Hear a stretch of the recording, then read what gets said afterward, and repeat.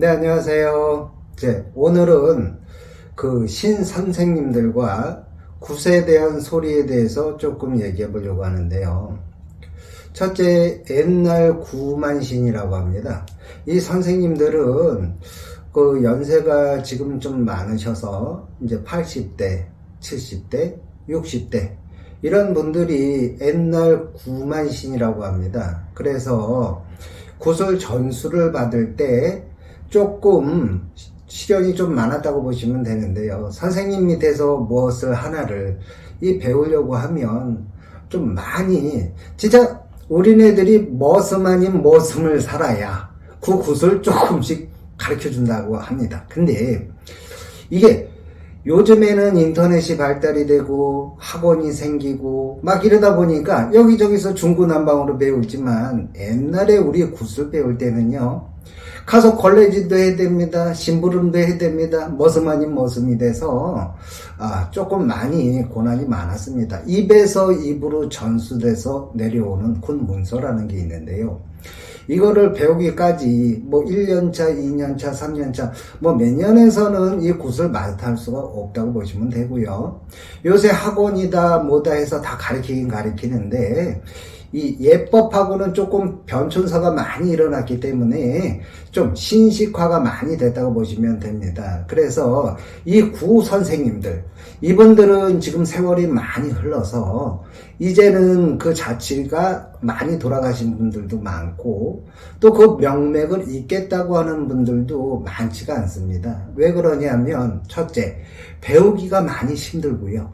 또 그 밑에 들어가서 예를 들어서 내가 돈을 내고 배우는 게 아니기 때문에, 신 선생님을 굿을 잘하는 분한테 이 신 내린 굿을 받았다고 했을 때, 그분 밑에서 제자가 돼서 신아들 신딸이 돼서 배우는 과정을 얘기하는데요.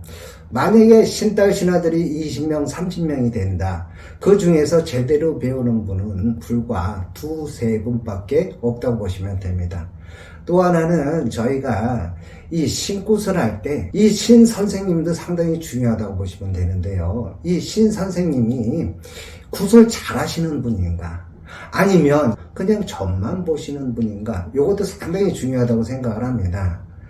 신 선생님한테 내린 굿을 받을 때, 원래 FM대로 따지게 되면 예법은 그렇습니다. 3-4번을 해야 진짜 무속인이 된다.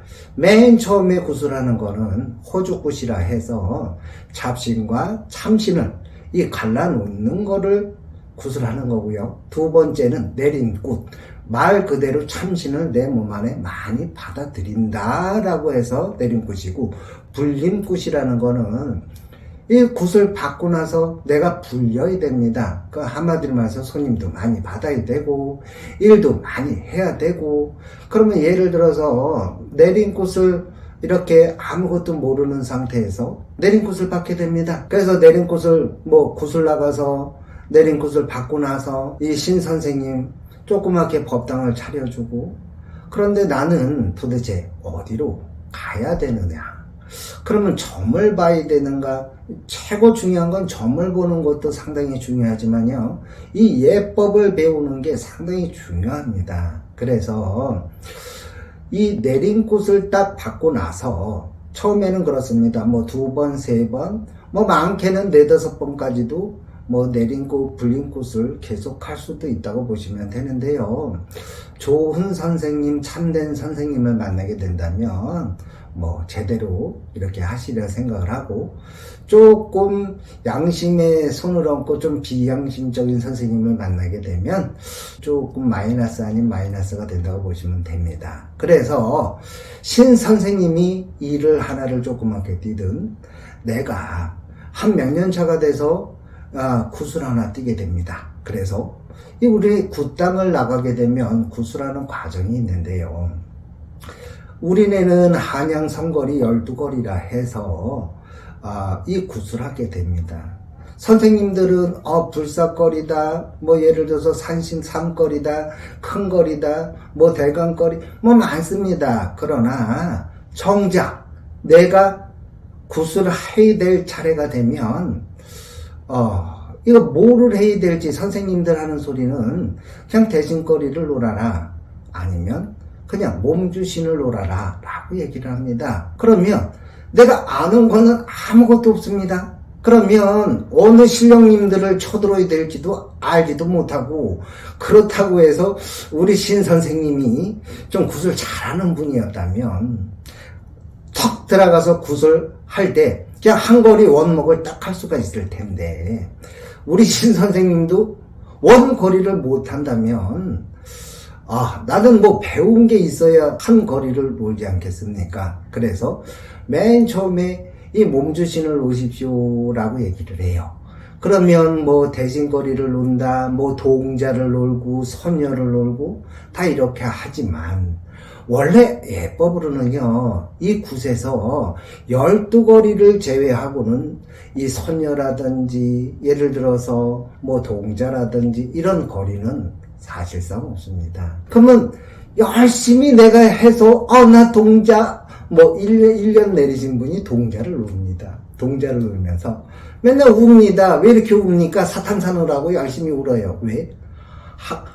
애기들이 하는 말은 사탕을 좋아하는 동자도 있겠지만요, 아이스크림을 좋아하는 동자도 있습니다. 그러면 어떻게 1년차 동자를 놓으시는 분, 아니면 10년이 지나서 나는 그 법을 모르고, 아니 10년이 된 동자도 똑같습니다. 여기서 제일 중요한 거는요, 내가 한 거리를 놀면서 열심히 놀았습니다. 그러면 선생님들 하는 말, 아이고 참 잘하시네요, 참 수고했습니다 라고들 얘기를 합니다. 그러나 그 진짜 선생님들 속마음은 과연 어떨까요? 그러면 참 잘했어요가 진실이겠습니까? 그러면 이 애동제자님들이나 뭐 5년차 이렇게 된 분들도 생각을 합니다. 나도 저 선생님들 앞에서 주눅이 안 들면서 굿한거리를 꼭 하고 말 거야 라고 해서 또 배우러 간다, 이거를 한다 라고 생각을 굳게 마음을 갖고 집으로 돌아갑니다. 집으로 돌아가게 되면 굿을 안 하는 과정에 내가 쉬는 과정이다 보니까 그 필요성을 조금 잃어버리게 되면서 또 나태해지게 되고 안 배우게 됩니다.